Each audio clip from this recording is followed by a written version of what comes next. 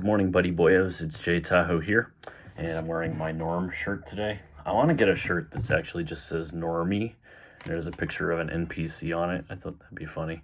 Because that way I could show everybody what an average, boring NPC I am, in this life. So I think that'd be fun. Alright, so today's video is called Why Blackpillers Can't Agree, and here's why. So, one time I was watching Inkwell TV and he was saying something to the effect of, you can't discount this pill because then that makes the whole theory look bad. It makes it look ununified. For example, there'll be some people who are like, well, the bald pill isn't that bad, and they'll show a bunch of bald guys, who are in a relationship or married or what have you, and people will be like, oh, well, actually his face is okay and his height is good, so, that makes up for it. Or I'll show, some of my short friends, and they'll be like, well, that guy's got a Chad-like face, no wonder. So it's like, oh, well, the height pill isn't real if you have a good face, or the bald pill isn't real if you have a good face and good height. So it's almost as if, instead of having one bad thing that screws you, actually one good thing can save you. So they're constantly shifting the goalpost there. But my point here being, and actually the funny part is that Inkwell TV said it himself, is that the inconsistency in observation leads to not being able to have a unified theory. So they'll say one pill is more important than the other. And it's very subjective there, right? So a short person is obviously going to say that, the height pill, that's the end all be all. Height is everything. If you don't have it, it's over. Meanwhile, you'll show a bunch of short guys with a Chad-like face. They'll be doing fine, right? Or, somebody who's bald will be like, oh, it's a brutal bald pill. If you're bald, it's over. But you can show a bunch of examples of a bald guy, but he might be 6'1" or have a decent face or something. So, the inconsistency there leads to, not being able to form a unified theory. And what do you need for a hypothesis to be a theory? You need replicable results. So all these inconsistent observations, make it so you can't have a unified theory. And that's a problem. If you're going to, accept something as a theory or the best supported answer, you need consistency. So all this observation, which Incel TV admitted, leads to not being able to have a theory, is problematic. So what I'm asking you, as the judge of fact here, is to use your observations in real life. What do you see? Is it consistent? So according, the Blackpillers Face and LMS and Inkwell TV, they're always saying, it's science, it's fact, there's empirical evidence. So if that were true and you had that much predictive power, you should be able to have an equation, right? If a man has X height, he's 6'1", with, X amount of maxilla forward growth, then the probability of him reproducing is X. But you can't do that. And they're nowhere close because, as I've said multiple times, and I really wish people would understand nuance, that yes, your looks do matter. However, we don't understand all the facets of human attraction. I don't know how many times I have to say that. We know that looks are an important piece. We don't know how much psychology is important. We don't know how other things that we don't control, by the way, such as natural body musk, right, are important.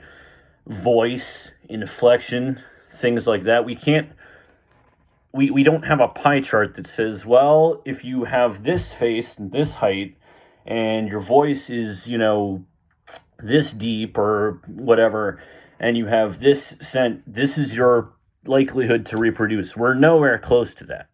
So you don't have the consistency that you need to prove looks are everything in your probability of reproduction. We are nowhere close to that.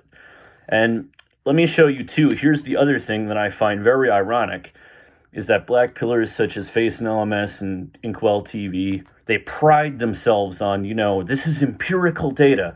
These are statistics. However, when you show data, that greatly trumps theirs, they'll cite, online dating statistics and Tinder experiments, which fine. I'm not arguing that, if you go on Tinder and use Chad, of course he's going to get 10 times more messages than an average guy. I'm not denying that. My point is that, is that they try to stretch that and say this is a descriptor of female nature.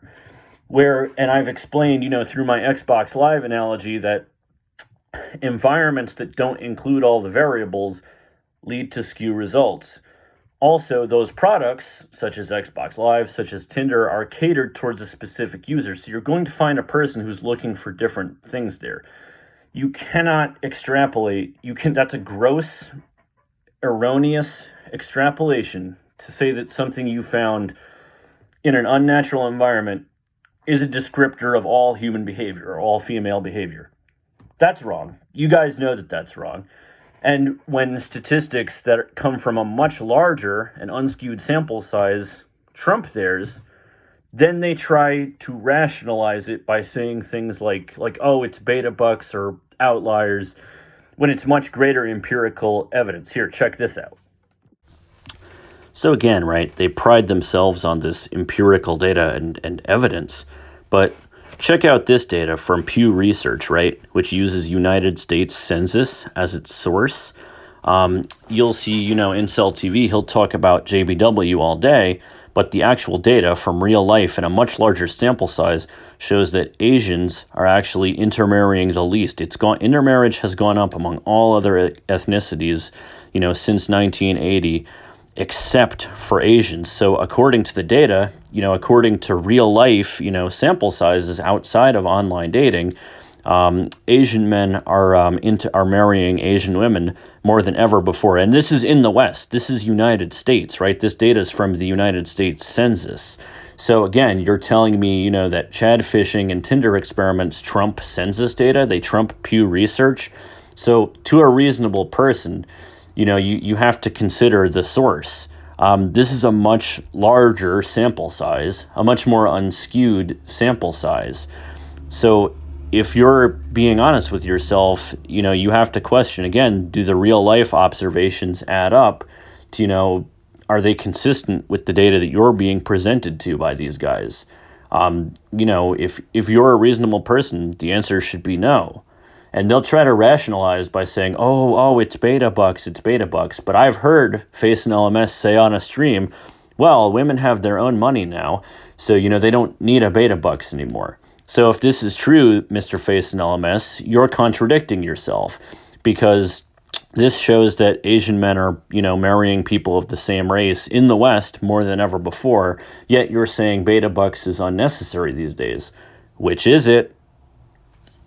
As well as, I've also shown OnlyFans, right? Face and LMS has also said that, women get all this money from OnlyFans. I've also shown data, from OnlyFans, from the article. It's called The Economy of OnlyFans. Look it up. That shows that the average user earns roughly $140 a month. So, if we assume that they have, 10 subscribers, right? Or 14 subscribers if they're charging, say $10 a month. And, I've been called out on this before because that very article did say that data doesn't include tips, which is fine. But, we can make an extrapolation there, right? If they're earning $140 a month, we can say that, okay, if they're charging, $10, then they've got 14 subscribers, right? If they're charging, $5, they've got 28 subscribers. If they have that few subscribers, and the average person, the average person in the United States anyway, earns $33,000 a year. That person isn't giving them, a $1,000 tip every month. It's just not happening. They can't afford it, right? These people can barely afford to pay their bills. She might get a $20 tip or something here at best, if you have that kind of subscribers, but it's delusional to think that they're making that much money. So hopefully you can see, through actual, data that's much larger in sample size and goes much deeper to see the whole picture, that that them saying that they're using stats and data to prove their point, it's a facade, and it's what politicians do. Again, they don't show the whole picture. So as you can see, there's a lot of inconsistency between the data that they're presenting you, and what Pew Research finds and what the United States Census finds. So again, I'm asking you as a reasonable person to be the judge of fact here and to, give weight, to the evidence, based on who makes a stronger case. Now, another thing I've noticed is there seems to be this meme in the Inkwell community that they're very high IQ. In fact, I was watching this on a video recently by a gentleman named Nuclear Redfield, who, thinks he hasn't been IQ tested, mind you, but he said, "Oh, I believe my IQ is between 115 and 120." And a lot of these people think that their IQ is really high. They think he was talking about how normies, have this low IQ. Well, no, normies, such as myself, my IQ is probably between 95 and 105, if we're being honest. I don't think I'm really especially that smart of a guy. I mean, I speak 3 languages and, I got decent grades without really trying. But again, I wouldn't go as far as to say my IQ is 115 or 120. But these people really think that, average people can't internalize these concepts that, looks matter and we can't look at empirical data. The problem is when you present empirical data that hides the rest of the data. And we see it and we're laughing at you. That's the bottom line. This isn't rocket science. It's not hard to get. It's not a hard concept. It's just what I like to call it is the Inkwell Ego. You think oh, well, my IQ is so high and I get it. It's just you flattering yourself. Your IQ isn't really that high. You're probably average, just like everybody else. It's not a hard concept to understand. And here's the funny thing is that you flatter yourself by saying, "Oh, my IQ is so high. I understand things that these pissant normies don't understand." Meanwhile, you at the same time state that you're genetically inferior. So again, you're once again contradicting yourselves. It's incredible. It's truly incredible. But that's a big that's a reason why I stay in this sphere. I love a good argument, and I love calling people out on their contradictions. And there's so many of them. It's wonderful. But anyway, I know that a lot of people who are hardcore Blackpillers don't even watch my content, and if they do, they mostly just hate watch. And keep hitting the thumbs down button, guys. I love it. But these videos are mainly for people who are just coming in and seeing all these pills and making they're at that critical phase of, do I need to take a pill or is there more nuance to it? Do I need to follow a dogmatic ideology, or maybe there's some nuance to it? So to those people, I say, remember that the burden of proof is on the person making a claim. Now, I forget which historical figure said this, and I learned about this in philosophy, but I believe there's a saying that extraordinary claims require extraordinary evidence. So remember, the evidence being presented to you is online dating statistics, Chad phishing experiments, which use a tiny, skewed sample size directed towards a specific end user. And the statistics that BP 2021 and I are presenting you are from Pew Research, the United States Census, daily observation. I mean, you could say that's anecdotal, but I do my own. When I go around the mall and I'm making observations, again, that's a pretty people from all walks of life there. It's not, I guess you could say geographically it's skewed, and that's a fair argument to make. But if you walk around, a local venue near you, you're going to see similar things. So here's basically what the assumption we can make here, or the conclusion we can arrive at, is that the data from real life is quite different from the data you'd find on Tinder, and we can accept that looks are everything on Tinder. We cannot accept that looks are everything in determining attraction in real life, because you have to consider in an online environment, all of the variables are not there. All right. Like if I were trying to build a race car, right? And let's say we all had to use the same engine, right? Well, guess what? Which tires I use now are all of a hell of a lot more important, right? If everybody has the same engine. Now, let's say, I have, some big block V8 and you've got a V6. Of course, I'm going to overpower your car, but if you take away that variable, now something else becomes a hell of a lot more important, which tires I'm using, how efficient is my exhaust. That's just an analogy I have here. So again, keep that in mind. When you eliminate variables, then other variables become a lot more important. So again, use your power of observation. observe what you see in real life, right? Don't, accept that, because people are claiming something to be empirical data, which is, again, what sneaky politicians with an agenda try to do. Don't accept that, as the truth without doing the research for yourself and looking at the bigger picture. You're looking at a small, tiny piece of it when really you're looking at a planet, right? When there's a whole universe out there. So just keep that in mind.